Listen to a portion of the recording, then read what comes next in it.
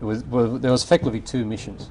There was the Unison, which I was part of, and there was Restore Hope, which the battalion was part of. So we actually had no official command link. So I continued to, as the commander of the contingent, I reported to the Unison Force Commander, but I also sort of was in support of, if you like, the battalion group, because ultimately what they had was they had an Australian contingent headquarters as well as the battalion. So the battalion ended up in Baidoa. The Australian contingent headquarters was part of the Restore Hope headquarters in Mogadishu. So there was a full colonel and his staff, and then there was Colonel Hurley, then now General Hurley, and his battalion. So there was the colonel had a sort of command link back to Australia. Australia always keeps its ultimate command link back to Australia. We don't relinquish total command to a supporting force. So we were in Mogadishu. These guys were in Mogadishu, and then Colonel Hurley was in Baidoa.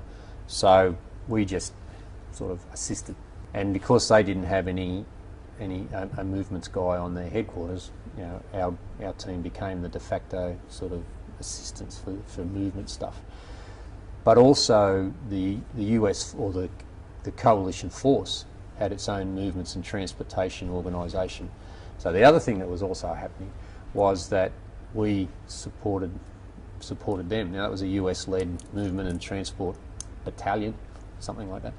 So the intent was that they would come in, they would do their stuff, we would help them, and as it turned out, I actually put some people into their headquarters, because once they took over, we really didn't have a lot to do for Unison, because Unison basically ceased to exist at the time.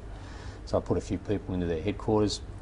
I worked with their CO, and then the intention was when all that left, we would stand back up and continue on. So it's business as usual, so to speak. So it was like a supporting role. So I had to juggle both, which worked. There was no issues. I mean, I didn't have any problems.